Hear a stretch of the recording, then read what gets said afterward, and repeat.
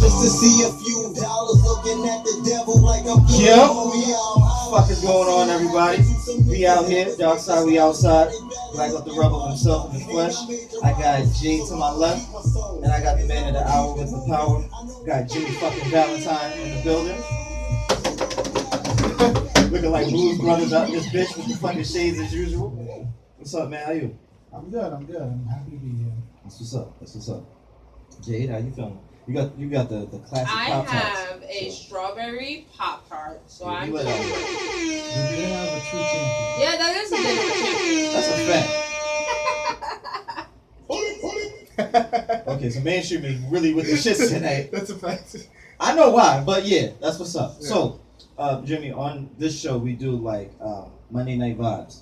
So basically, it's like how you feeling, like hashtag chilling, hashtag vibing, angry, whatever the case may be. So, what is your Monday Night Vibes?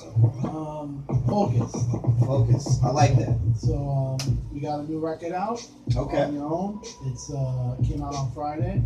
It's gonna be 2 rounds of promotion. I'm having Mariana Miram do promo in New York, and then Wangelang do promo in Europe for the following week. Nice. So hopefully the last record I put out did pretty well. So we're just gonna keep pushing. Mm-hmm. Okay, that's what's up. Yeah. Jade? I'm good. I got a Pop Tart, so that's pretty great. I was really mad earlier today. Okay. So, if you live in a house, sometimes you got a washing machine, like in the house, right? Yeah. And so I got a washing machine and a dryer in my house, and it's been broken for like the last month. So I've had to Air dry your shit. air dry, hand wash, or go somewhere and get, to the laundromat or whatever. So my mom was like, oh, I need, how you pay a service fee, for people to come fix shit? Yeah. She told me the service fee was like $70 or something like that. I'm like, all right, cool. She was like, I'm going to pay half, you're going to pay the other half. So it's $35 each. I was like, all right, that's great. So I'm like, I gave her the $35. Mind you, it's like my last $40 in cash right now that I just gave her. You understand what I'm saying? I'm left with like $7. I'm like, all right, it's fine, whatever. So I leave and I'm going about doing my thing. She calls me and she's like, oh, you got to have me print this stuff out because I got to send this part back. And I was like, what are you talking about? She's like, oh, I paid the guy the fee, and he told me that I just need to buy a new washing machine because the drum, just totally detached itself from, the machine. And she was like, oh, yeah, I paid him the $35 service fee. I was like, wait, so the service fee was $35? She's like, yeah. And I was like, okay. So I'm like, I just got by my mother again. Your mom ain't shit, B. Your mom ain't My shit, mother yo. got me, and this is, like I told you, this is my last $40 in cash in my hand. You understand what I'm saying? I hustled. So if I got cash, that's the cash on hand I got, and that's it. You understand? And I'm like, I was just tight because it's a thing in black families. It's a thing. I don't know I'm black, so that's all I got. But that's good parenting. wait, your parents ask you to help them. They be like, oh, you can't live nowhere for free, right?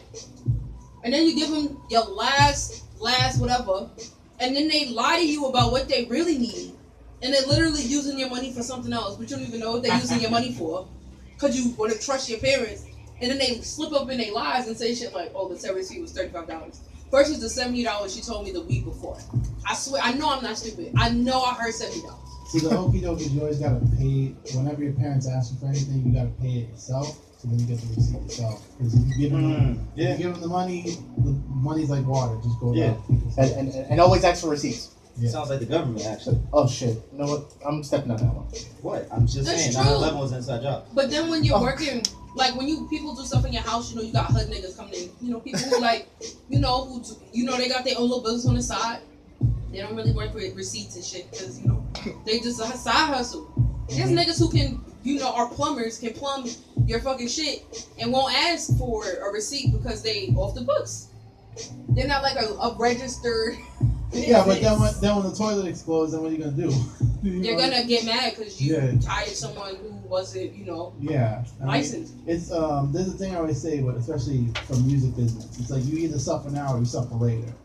Like with anything, it's like if you either put the money in to do the good mastering, to do good artwork, or your shit gets ignored. It's like That's facts. It's anything in life.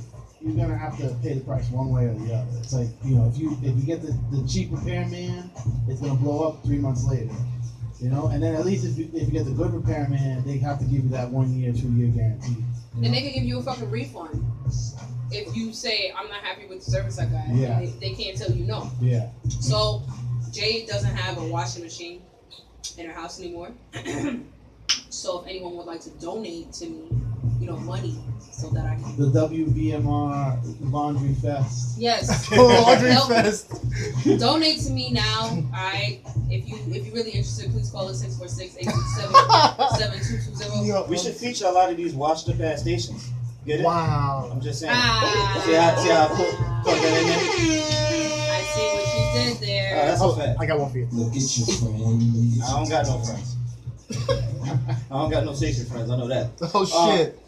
Okay, so I guess last but not least, that'll be me.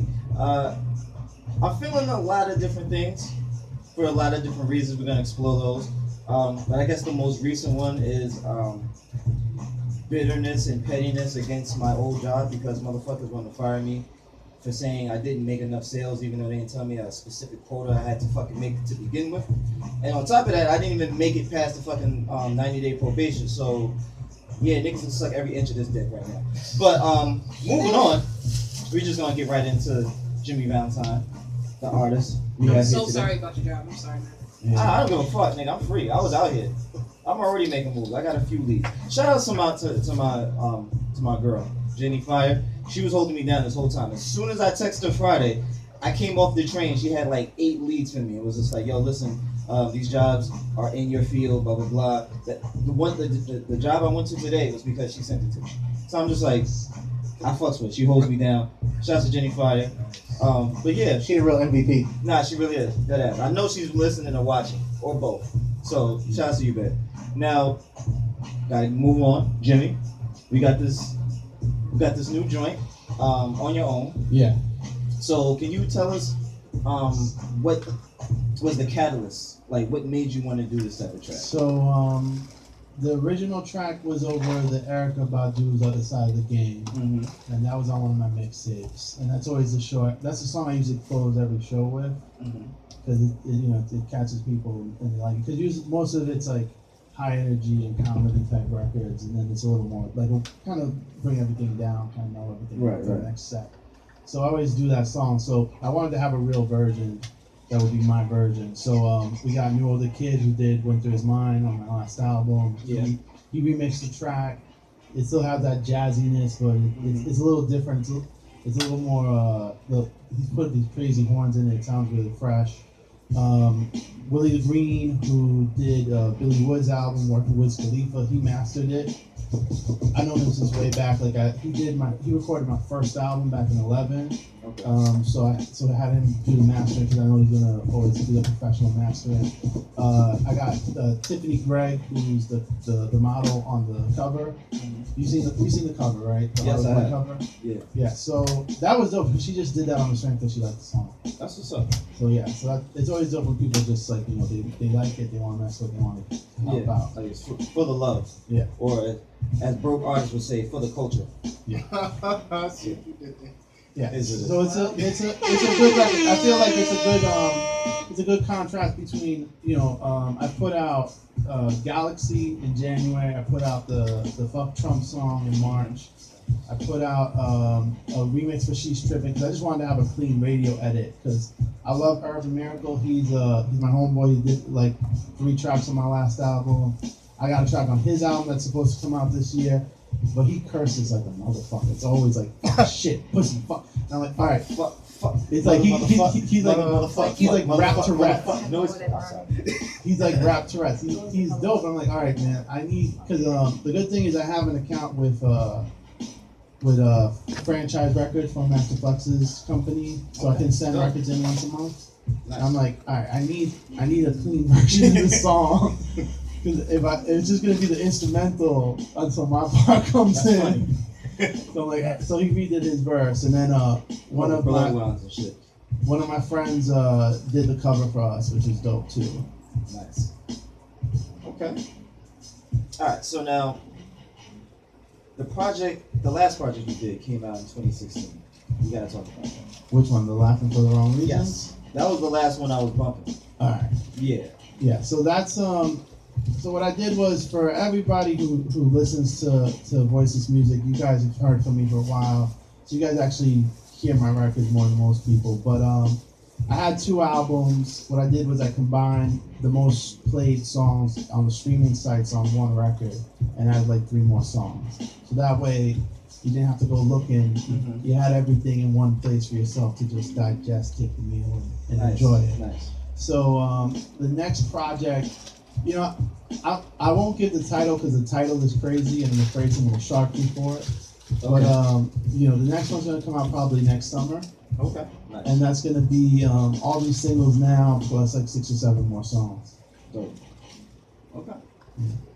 All right. Now, I've been circling around these topics, and if you was at the Dark Stage, shout out to Hip Hop Retreat Week once again. Shout out to the good people at Brooklyn Colony. Yeah. You saw this dope artist perform, and one thing that I definitely touched on when we was on stage after your performance, when we did the interview, was the fact that you're a very devoted fan to the anime, to the DC comic book realm.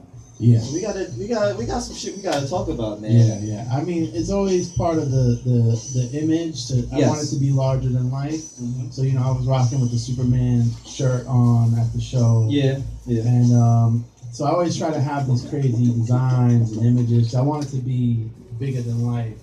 Right. You know, I got a big personality. It kind of comes across on stage. Let's see. I got the That'll be different. Marvel vs. Capcom shirt on right now. Nice. Hope everybody can catch that. Nice. Okay. But yeah, so it's just kind of that. It adds a little different flavor to things. I think it acts like a little bit of a bridge. You know, I was talking about before. It's always hard going to new spots and figuring out how the audience is going to take everything. Right. So people just like they don't know what to make of me the first 30 seconds they see me.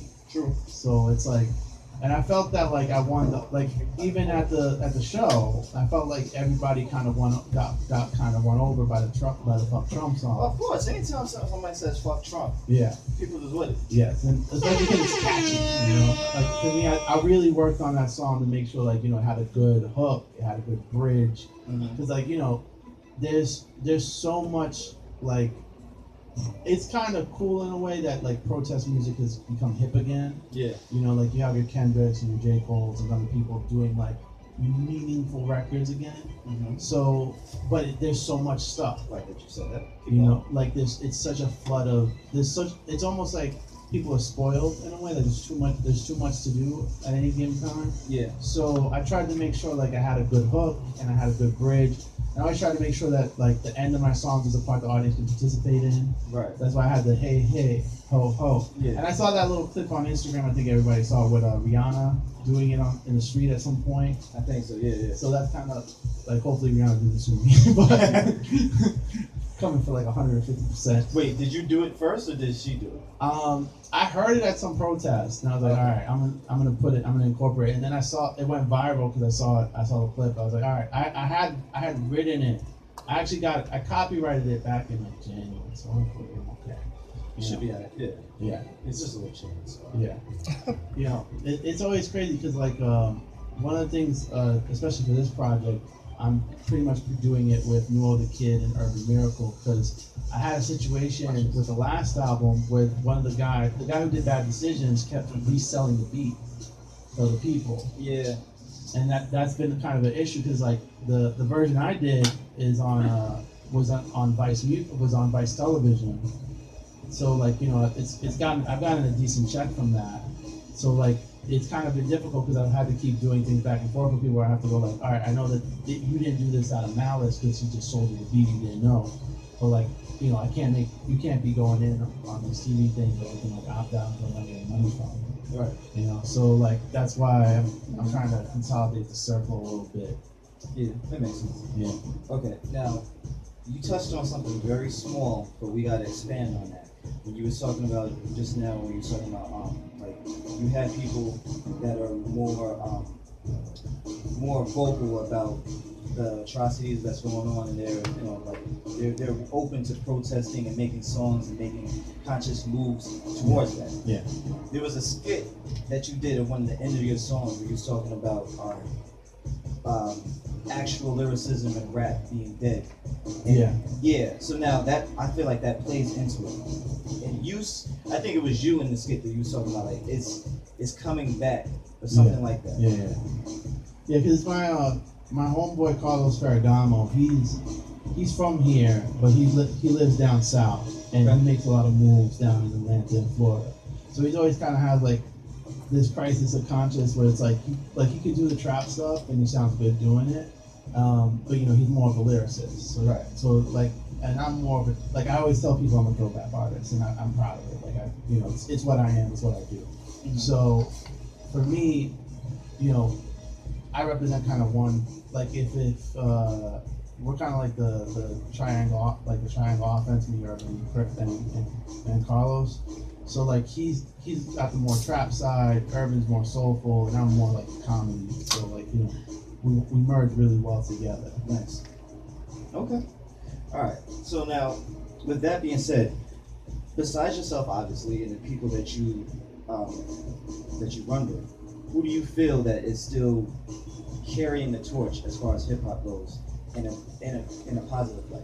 I mean, I think it's interesting. There's like it's a really big pendulum right now, right? Because it's like you got like a lot of the artists that are real progressive, like you got Chance and Cole and Kendrick and stuff, and then you got artists that are just about the bullshit, like like Uzi and Migos. Migos are okay, not to, and Future. Like I thought it was kind of. Future took a song like a protest song that what is that Molly Percocet with that song that he took the original sample is a protest song. It's like a protest song about a guy going to jail, and that's what the song's about. And then he made a bullshit record over it. But that's his MO. Yeah, so it's kind of like it's this big pendulum between like there's the rappers that just want to like sing drunk in the track. And then you have like the really meaningful stuff, and then there's no middle. Yeah. So like it's for me like a lot of the stuff I try to kind of be in the middle where it's like it's fun enough that I want you to listen to it in a social setting, but at the same time like if you actually sit and digest it, if that's something fun. That's kind of like how Bad Decision got made. Like Bad Decision sounds like I was trying to go for that weekend kind of ambiance, darker sound. But it's all about why the girl is that way if you actually listen to the lyrics and stuff. So like the Trump song, you could just listen to it like, oh fuck Trump, it's fun. But then I'm also talking about pants and like like trans things, and it was crazy to me because like that whole military thing came up, and that record's like 6 months old, and it's like things are so crazy that every time, like even stuff I just said just to kind of touch on little things, it keeps getting pushed to the forefront anyway. Okay. That's what's up. Okay, so it's funny that you talked about Bad Decision and the girl in Bad Decision, because that's an easy transition into the other song that you were talking about, where it was like, "The Winter Is Mine." Yeah. Where did that come from? Do you love the winter that fucking much for you to make a song? I'm a polar bear. I don't get cold, God. so I love the winter. And like I always say, as a fat man in the summer. I'm incapacitated, and in the winter I'm prepared.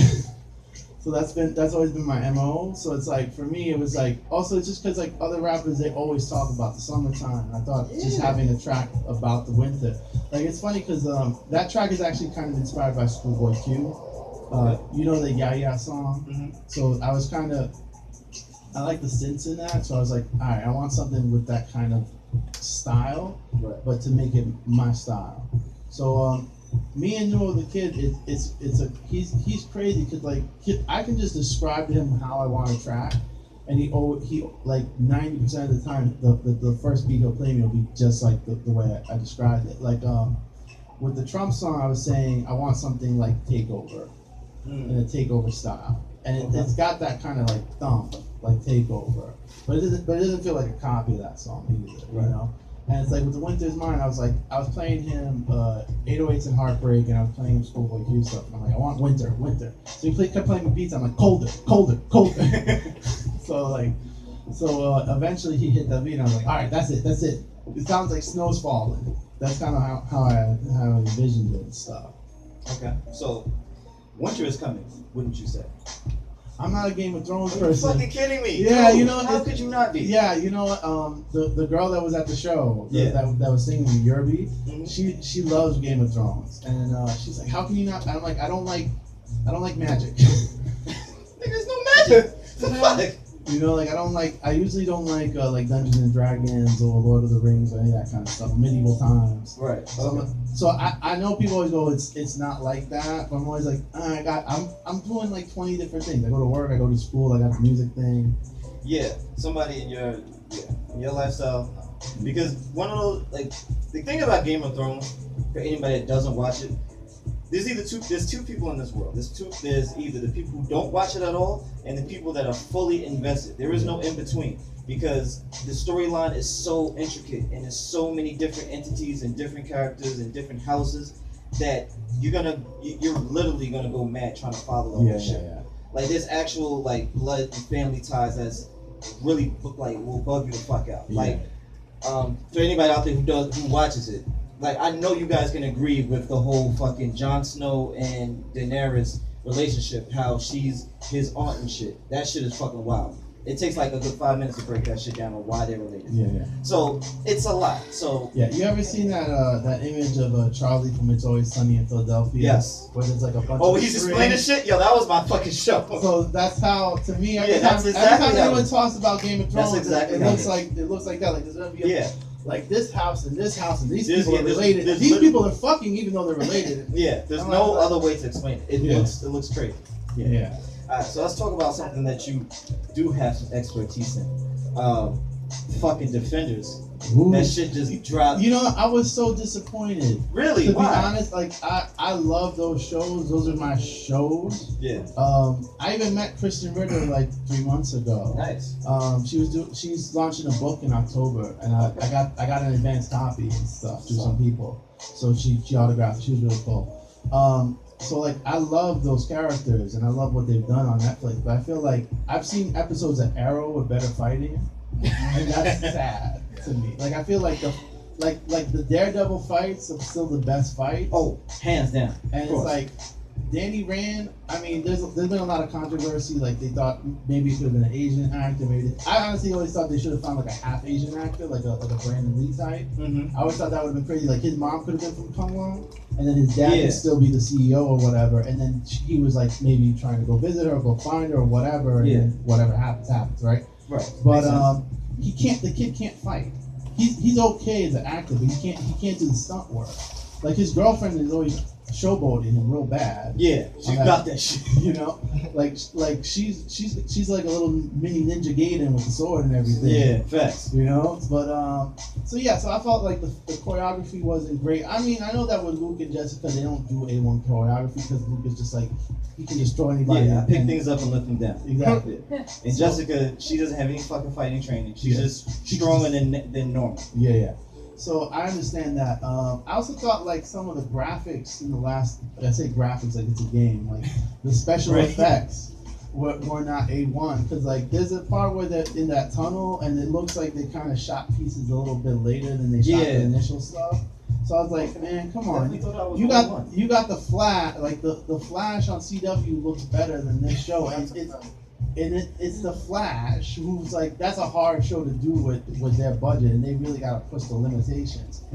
So I thought all the Daredevil stuff was good. I thought Elektra was good. I fuck with Madame Gao, so I'm hoping she survived that ending. Spoilers if anyone can watch.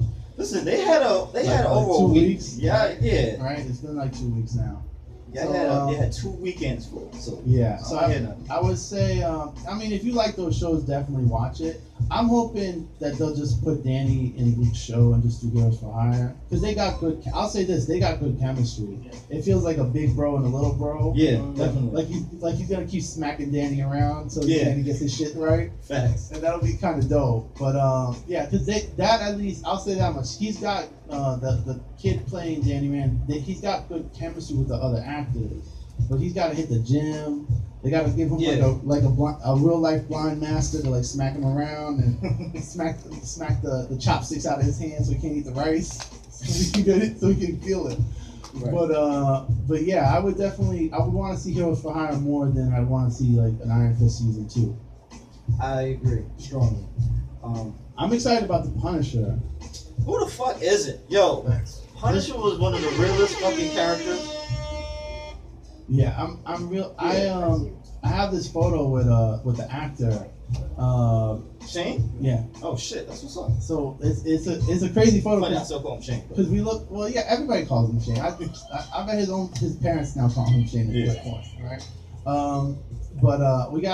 He was doing one of those events, so we did a photo, and it looks like one of those photos when you see at SummerSlam, when people like gonna co-wrestle together. That's what's up. So yeah, I'm doing a track. I'm submitting a track to them. I don't know if they'll get used or not, but let's keep our fingers crossed. And that'll be out in November when the show is, regardless. Okay. Perfect timing. Yeah. That's what's up. Okay, so we covered Defenders very briefly because I don't know. I mean, I didn't know what to expect as far as what you thought of it. Yeah. But in my opinion, it was like, it's kind of parallel to what you said. I was never an Iron Fist fan, and the person that they had playing Danny Rand, I'm just like, what the fuck ever. Yeah. Jessica Jones is like Jessica Jones, like, okay, she's here. I think the main attraction is just fucking Daredevil and Luke Cage. Yeah. And once Luke Cage really assumes who he really is and really starts putting in work, it's gonna be a lot better. Yeah. You know? I hope the thing that Stick told him to stop holding back. Yeah, exactly. I hope, because that fight he had with his brother in his show, he should have been able to slap him once and his shit fall apart. Like he's strong enough to take an Iron Man shooting, that shit should fall apart. Exactly. So hopefully he stops holding back on his own show. You know? Yeah. I will say this though, there was one part that I was glad it was in there, and it was very subtle, and it was a very small part. But I was glad that they mentioned that. It was a scene where Luke Cage and Iron Fist at one of their first meetups. Yeah. And Luke is basically arguing with him at Colleen's temple. Yeah. And he was like, because of who you are and your skin color, you was born with a superpower way before you got the Iron Fist. And I was like, oh my god, fucking Christ, they actually hit that shit. Yeah. I was happy about that. I was glad. It's funny because it's a good my friend, his son, when they saw The Dark Knight, this was like many years ago. Yeah. He was like, Daddy, why does Batman beat up on sick people? You know. If you think about it, the joke, mentally, he's fighting mentally ill people most of the time, or poor people.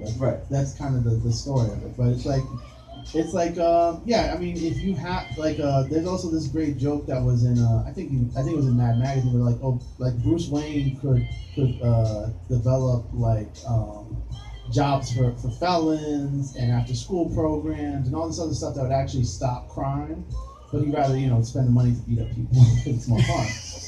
That's a good point. You know? I mean, I can't knock him. I like fucking people up too. Yeah. So see, that's kind of like why Daredevil's my favorite, because I feel like if Daredevil had the money, he would use the money that way. Yeah. But he doesn't. And he's also trying to use the right ways to do things. Yeah, he does. He tries to use the legal system as much as he can. Mm-hmm.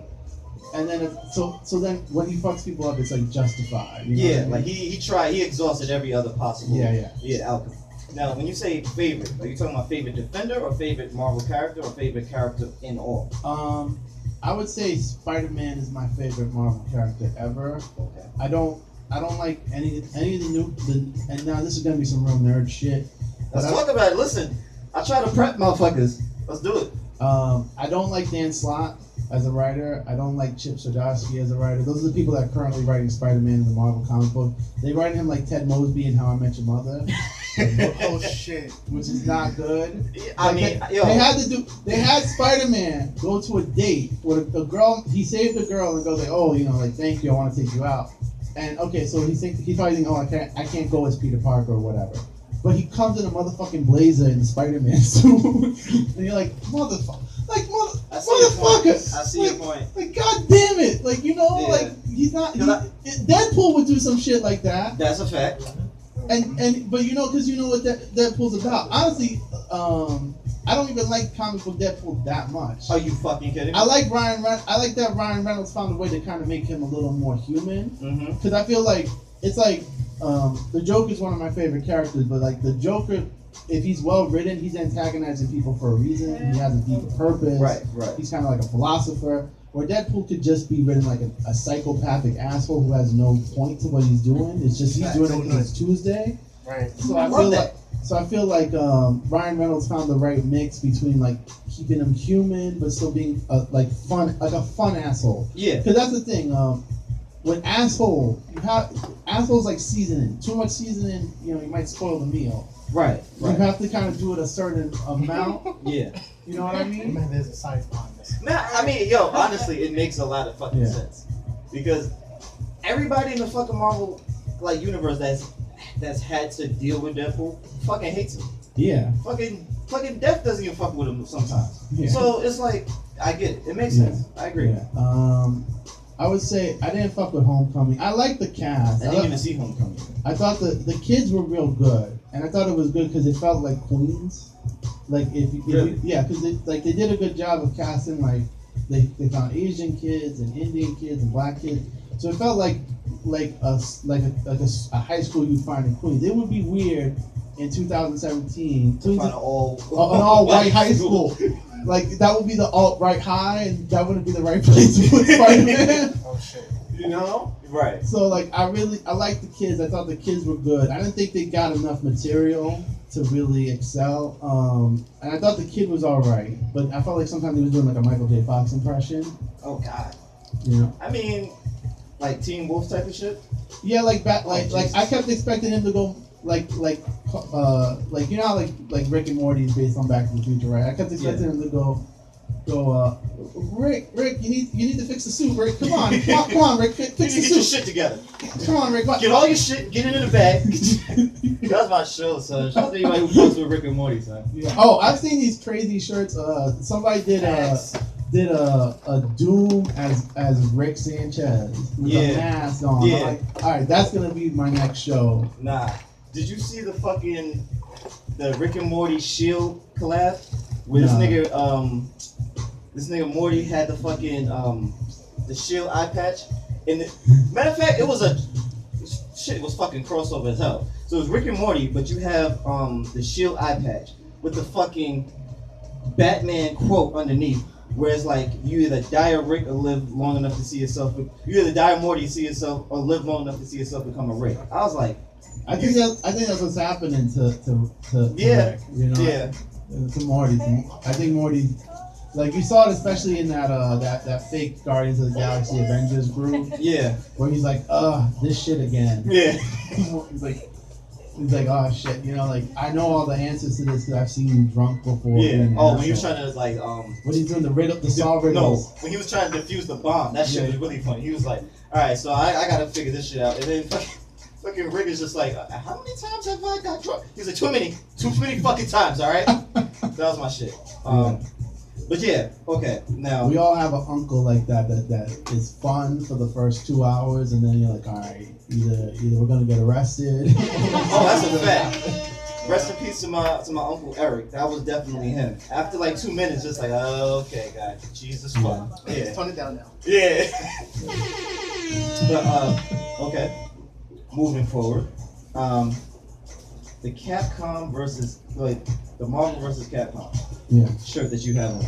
Favorite character that you play with? I like the first one. I always like playing as Ryu and Spider-Man. Nice. Okay. Nice. I could also do the War Machine Spider-Man. I always like the Spider-Man because you have the agility, and then you could use the other character for the projectiles. Mm-hmm. So that was always my combo. I didn't really like Part 2. I know a lot of people love that game. Yeah. But for me, I liked kind of the simplicity of the first game. So that it was crazy because in Long Island they had a convention at there's a place called the Aeronautical Museum Right. where they do they do these crazy events every couple of months. Like they had a tattoo event where it's like all the best tattoo artists in the country that you can shop around and get a good tattoo at. They had a video game event where they had like all these video games from like the 70s to like 2010, like arcade systems, old Segas, old Nintendos, and they had a band playing like the old video game themes. Nice. Like a full trumpet section. They played the Guile theme with the full horns. Oh wow. That shit was crazy. That's what's up. That shit that's probably gonna be my theme music when I come out to do shows now. Come out with the boxing thing. Yeah. I'll wait till they hear my theme music tomorrow when I come out. Yo, damn, if I would have had time to do the remix for that, yeah, we'll talk. Okay, so moving on. We gotta get back to this music. I guess why not? Fuck it. We might be able to do a quick music break. Mention where we queued up. What songs you want to hear? You want to hear one of Jimmy's first? Of course. Which ones do we have? It's up to Jimmy. Jimmy, what you want to Let's play the Trump song because that's been everybody's favorite record. So that record's on. Besides your usual stuff like Spotify and iTunes, it's on Pandora. If you use Pandora, it's on a couple of different radio stations. That's something you can't pay to get on. They got to put you on. So they seeked me out and they put the track up, and it's been in the Source's website. It's been on Respect Magazine's website. So it's I feel like it's crazy because I had a promoter tell me that this record wouldn't do well because people are fatigued about talking about this, and I'm like, I don't feel because the shit is like he keeps raising the crazy level every single time. Yeah, it's like he'll do one. It's like he does like 3 or 4 crazy things that are just crazy for like.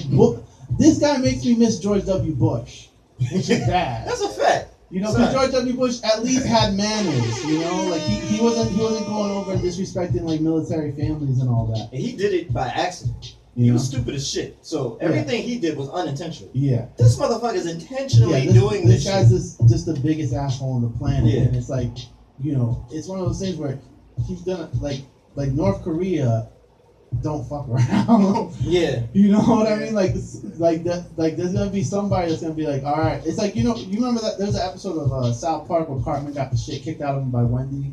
Yo, that was a fucking dope ass fucking episode. Because Cartman always was like he shits on everybody and pushes on everybody, and then like he finally met the person that was like no. Yo. And I feel like Trump's day is coming. Like I don't wish. So you feel like there's a Wendy out there about to fuck him I up? think somebody's gonna give him the beats by by hands. All right, so and that's like honestly, I just think even if you're Republican or whatever, I don't think any Republicans listening to the station, but I doubt it. But you know what I mean? Like even if you were, like he doesn't stand for anything. He has no values. Like you can't say that you're a Christian and rock with this guy or whatever you feel is God or whatever. You know what I mean? So hopefully people like this track. They enjoy it. It's a track to get people pumped up. I know things are hard, but I want you to have a good time and know that your voice can be heard and you can rise up. Alright, no, let's get it. Mr. President, this one's for you. And we the Indiana Jones crew. We punching Nazis too. Trump, you're garbage, you're trash. Fuck you and your baby hands. Trump, you're garbage, you're trash. Fuck you and your muscle band. Trump, you're garbage, you're trash. Yeah, fuck you and your fans. Trump, you're garbage, you're trash. Fuck you and your crazy fans. First things first, you're a loser. Putin got you fucked in the apps on his computer. That casino flow hitting like a sharpshooter. Bars hit hard when yours the producer. They treat you like Reagan, but they overrate you. They're gonna come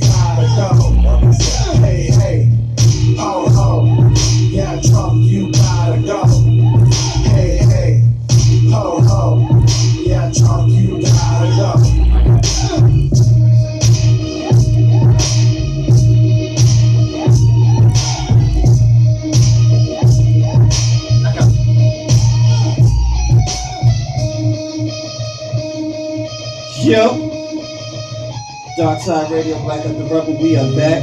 Jay to my left. Doing all types of Jade shit on my phone. I have no idea. And we got Jimmy Valentine in the building. We just played his new joint. It's Trump Your Trash. Nice. Facts. Right. And tomorrow is garbage day, so this is like perfect time. Oh Facts. Yeah, you gotta know how to capitalize, man. Yeah, I'm gonna have to when I do my live shows. I'm gonna have like Trump trash cans. that would be dope. Yo, Promo nice. is See, real. that's how you That's fucking dope. market. That's the market right there. Yeah. Okay, so where do we go with that? Where do you go with? Where did we go from? Like, I have a question. oh, So a lot of my my own personal research is about like what I call protest music, Yeah. which would just be like political hip hop, Yeah. right? So like if you could sketch out like a timeline of protest music for like the new millennium, like starting from like let's say like 2010, like how do you like where has that genre of music been? Has it existed? I mean, it's one of those things like it kind of dies and gets reborn based on when it's needed and stuff. I would say like in 2010 it pretty much wasn't around, except for like it's really unfortunately all the young men who died for the police kind of really pushed things to the forefront. And I think one of the gifts of social media is that things don't get forgotten anymore. There's a thing of like, if people can talk about it, they can give an opinion on it, it gets shared. You don't need the regular news to, because the regular news would make a story about it for a day and then it would die. true. So I feel like the social media and people being able to communicate and organize themselves, I feel that's what really, this current generation of music kind of came from that. Because like I'm a little bit more like I'm a little older, so like I remember Public Enemy or my family talking about Public Enemy and me researching Public Enemy, and I'm kind of more of a Public Enemy in a way. Like I'm Chuck D and Flavor Flav at the same time. Right. Because I'm both the comedian and like the truth teller, especially in that track. Yeah. So yeah, like even to me, like I always feel like they were always my favorite. Like I think Dead Prez is dope. I think Immortal Technique had some great songs. Definitely. But I always felt like they figured out a way that people can listen to it and want to listen to it again and actually kind of drill in their heads. Mm-hmm. Like one of my favorite rappers is KRS-One. And KRS-One that was gonna happen. and KRS-One's one of those people he's crazy funny. Like I've seen him just sit around and talk. He's just he's charismatic. Very And much so. he's also but he knows how to like the teacher thing fits him. The teacher thing fits him because it's like he mixes in the lessons while talking. Like you feel like it's just part of him. Where it doesn't feel like an actual some teachers they don't know how to engage their students. Mm-hmm. So you feel like with him like he really knows how to engage people, and that's always been kind of like the people that I look up to. I want people to hear this, because the worst thing is for you to really give your soul on a record and just hear crickets at the end, So like I want people to be engaged, and for me, like I think, and this is kind of controversial, like I think Kendrick's a little overrated. Yes, I have to agree with you. So like, 'cause I feel like he's a good MC, but I feel like he does so much shit to his voice on those tracks that you can't actually hear what he's saying sometimes. Yeah. So it kind of takes away from some of the you really got to sit there and actually kind of read to kind of get his point across. That's what I do. I go on like Rap Genius and I have to look up lyrics and I have to listen to the music while I'm doing it. But the thing about Kendrick is like Kendrick has made like the transition of Kendrick and from like a few years ago to Kendrick now, it's different. Yeah, very much so. His I can say on To Pimp a Butterfly, I understood what he was saying in like most of the songs on that record. Then Damn came out and I was like, damn, I don't understand anything he's saying. To be honest, and this will probably get me tried for heresy, but I don't like to Pimp a Butterfly. I feel like it's overproduced. I hate records that are overproduced. No, it is very, yes, you're right. I think because like I love jazz, and but jazz is something. It's warm and it has a natural progression to it. Where that doesn't need to be manipulated. It doesn't need to be manipulated. It doesn't need to be polished to an inch of its life. Especially if you're an engineer, you feel like how much compression everything has. You know, there's an article about the compression war, the loud wars in music, that like you really lose the dynamic of range in a record. Like you can't hear all the instruments, you can't hear the ups and downs of it because people just smush everything because they're just playing it for car. They're trying to mix it for cars and like just have the 808s rattling and stuff. And I felt like that's one of the flaws of that record. Like I liked Mortal Man on that project, and I liked All Right, but like to me, he's one of those people. I respect him. I appreciate what he's doing. I thought his performance was wonderful at the VMAs. I thought it was very next level, having the guy on fire, having the guys like up and down on fire. Like that was very dope. And it kind of reminded me a little bit of like a Busta Rhymes performance, like peak Busta Rhymes. Yeah. And stuff. So that was nice. I only saw the first like hour and a half of that show, but I thought that he had the best performance. Probably up there. I didn't even catch it, but I can already assume as much. I mean, one of the, like, I teach lots of things, but in some of my classes, I've shown Kendrick's Grammy performance. When he did that. And I think, like, performance is very important when it comes to political music or protest music. Yeah. Because protest is nothing but, like, a demonstration. So if you're going to make music that has to do with protest when you do perform it, this has to be a demonstration. Yeah. Just like all those people out on the streets who are, you know, marching or whatever they're doing, like what you're doing on the stage has to like hold that same kind of weight, or even more than that sometimes. And I think that Kendrick really is able to bring that together beautifully when he's performing. As far as like what's on his albums, I'm just kind of, there were definitely on To Pimp a Butterfly, there was some transitions between some of these songs that when the next song started, it was just so loud, or it like the instruments in it were just either like too layered or like there was too much going on, where like I had to change the volume on my my phone when I was changing tracks. Right. Yeah. And I don't know if this is the name of it, but it was like a skit / song, and it was like This Dick Ain't Free.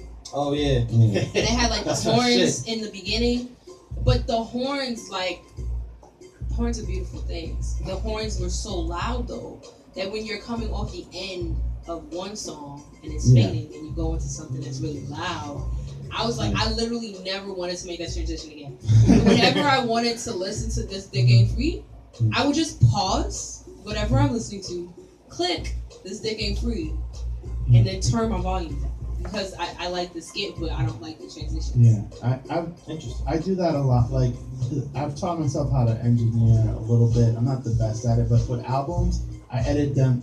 Like, I'll take a record, anybody's record, and just edit it, and like rearrange the track listing, take out the intro, take out the outro, you know, cut the bridge out, because you know. And that's like, I feel like my albums are well put together.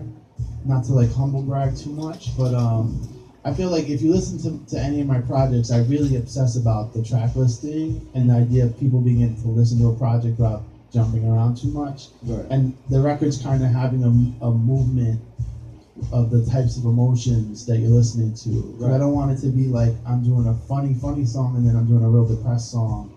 And you're just like, what the fuck just happened here?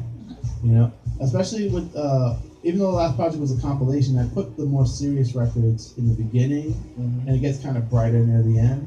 Right. And stuff. Definitely.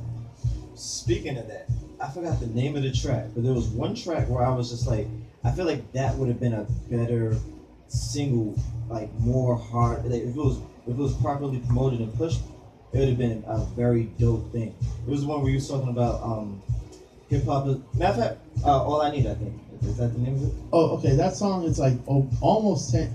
That recording is like 6 years old, but that song is like 10 or 12 years old. Oh, okay. Wow. So, okay. You was pushing it. Now it's just like yeah. So it's back in the that was one of my go-to songs to perform anywhere. But, yeah, it makes sense. Definitely. You know, but it's even the way I rap is different now. Like right. the way I structure my sentences and stuff. So it's a good way. It's a good song to close an album with. Yeah. You know, the thing is, the kid that produced that, he's a producer named War World, and he's crazy talented. But he's kind of like he's got like mental health issues, and he's hard to connect with. Mm-hmm. But it's one of those things where I'm like, if he's one of those people who like you could like how they say like madness and talent and stuff go hand in hand. Like he's one of those people. Like when I heard that beat, I was like, oh my, that's like one of my favorite beats and stuff. And I was like, all right, I want that for my project. And it took me 5 years to put out the project that came out on, but it was definitely worth it, you know? Okay, nice. Gonna pause that for a second. Shy says, shy motherfucker, this wannabe shy motherfucker outside. Nico, like we don't see you. Like I've been saying, like, yo, come through this whole time. Stop acting like that, my nigga. Let me add in there. 2017 Voice Music Award nominated Nico Tesla sitting out there. Let me add on to that. 2017 Voiceless Music nominated, part of Darkside Radio Cypher, Nico Tesla. Come through. Alright. Alright, so now coming back to you, I'm glad that you kind of mentioned that. Well, I'm not glad that he has a mental illness, but I'm glad that you mentioned that because if we're talking about VMAs, definitely one of the most important performances I would have to say had to be Logic when he did the 1-800 the suicide Logic's my hotline. boy. I love Logic. I'll be honest, I didn't fuck with the last album too much. Which one? Everybody or the one before? Everybody. I fucked with the last two heavy. To me, Logic's experiences mirror my experiences the most out of any rapper. Like his Under Pressure album felt like he was like telling my, like killing me softly with his song or whatever. That's what I felt like listening to that album. Because I'm Dominican and Spanish from Spain, so when he talks about being mixed and stuff, I kind of relate to that. And then the situations with his family and stuff, and growing up how he grew up, I related to that project a lot. Everybody I felt like was one of those things where I know people always go, oh, he mimics Kendrick or he mimics Drake or whatever, but it felt like he was aping too much like that kind of like super narrative that people do now. But I fucked with the suicide prevention single. I actually did through my job. I did a training to do suicide prevention and stuff, and I felt like that was like one of the most important things I've ever done in my life. Like it was a thing I went away for like a week, where they told you how to spot signs, how to intervene. Right. Yeah. So I feel like it's very important, especially with the deaths that have happened recently with Chester. And all right, keep on. Yeah.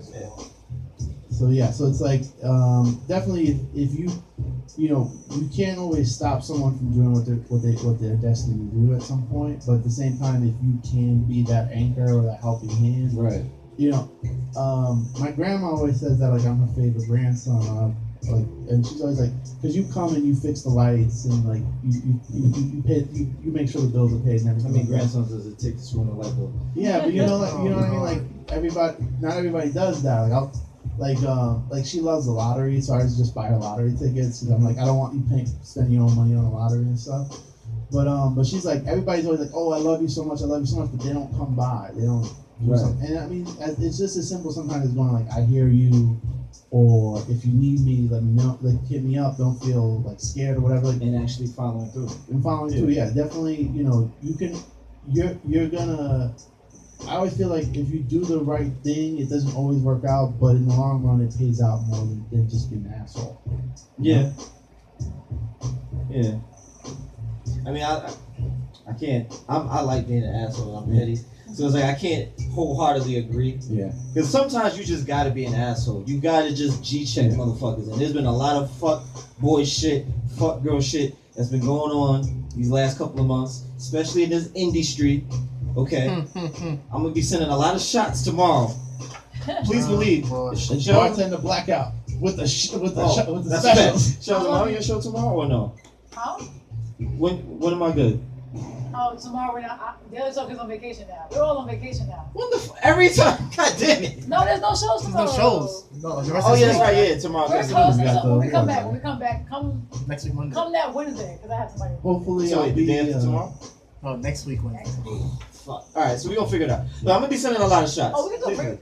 We'll talk after. Okay, that sounds good. Hopefully, I'll be nominated for 2018. Sounds about right. You know? Yeah. Sounds good. You know, definitely support this station. If you listen, you know, give your support. Show up to the events. You know, not everybody will give independent artists a platform, and it's important to have places like this grow and show your support. I was at an event.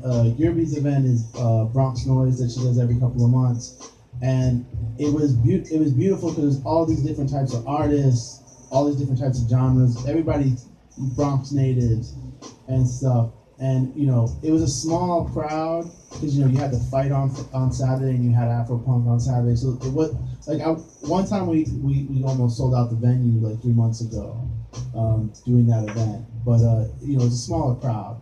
But it was still like, you know, the amount of support everybody had for each other was really beautiful. And stations like this are really important. Like, you know, the way to get connections in the industry is for people to see that you have a movement and to see that people are drawn to your shit. And that's just like any artist. Like artists always think about the biggest plug or the biggest platform. But it's like you have to build up these smaller venues, these smaller spaces, so that people will see that you're doing something and people will see that you have energy.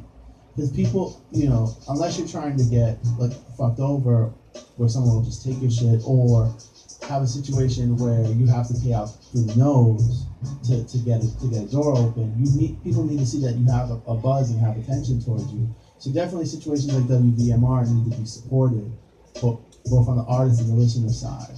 Yeah. Okay, I agree. Appreciate that, Jimmy. Yeah, really do. Appreciate that. Nice. On that note, it's a little past 9:30. I think we can get into another musical track. Jimmy, what's the other track that you sent? So this is the new single. It's called On Your Own. It's produced by New Older Kid, mastered by Willie Green. Available on Spotify. Hopefully you'll be seeing it on a lot of different websites and a lot of different playlists soon. Nice. All right, let's go. I like the way this sounds already. Not too loud for you? It's beautiful. Thank you. I started reading an article about You could be anywhere in the world, but you chose to be here with me. I thank you for that. you have a news app, but you have a thing. It's like beautiful. Wow. This love is forever. Let's begin. You wanna go out? I wanna let Bring you the cameras out. in your mind. Bring the cameras Some out. kind of skin. Good girl gone bad. That's Harley Flynn. That's the only reason I'm asking for media, because I'm on cameras Air on. I breathe. That's the only reason I'm asking for media, because I'm on cameras on everybody. Oh, I heard about that. He finally did? No, he's not I'm doing starting to know who I wanna be. It's all You don't know about Jesus. you, no If you more knew about Jesus, me. you'd be letting people Say into the church it's all about we. so that they have somewhere to be. While you sipping tea, Why this hurricane? looking good Like, in that even from a business point of view, you don't give a fuck about people. You You just out for the money. You gotta look at it like this. Motherfuckers can't figure if they drown. Not letting people say Open the fucking doors. Doors in the church are now open. Have your motherfucking. Yo, listen, man, come on. I was trying to think of the strategic. I'm like, what? Bad too? But it's like, when you pass the collection plate over to you just gonna float it because it's already there? Like, what you doing?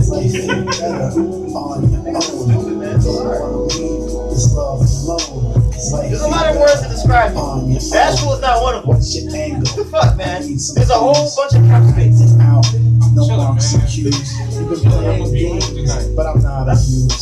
That's what I like to hear. That's what I'm talking about. Because today is SUG Takeover Night. Oh, yeah. Yo, I feel like Yosemite Sam, son. Just let these fucking revolvers go. Let me know the deal. Has it simply lost its appeal? What's life like in your shoes? Feel it hurt, feel the bruise. I try to reach out, but you refuse. I try to better myself and see it on through. I change. I wish I knew. Is it me or because of you? You keep making this Valentine move. What you gonna do? It's all up to you. Please make this house into a home. Cause life ain't better on your own. Don't wanna leave this life alone. Cause life ain't better on your own. Please make this house into a home. Cause life ain't better on your own. I don't wanna leave this love alone. Cause life ain't better on The your whole show own. revolves around the guest. We don't do the whole, you get 30 minutes. Life. If you don't have anything to talk about, you gotta go. Life. Just, Life. okay. Alright, so you wanna let you let it go earlier than that so you can.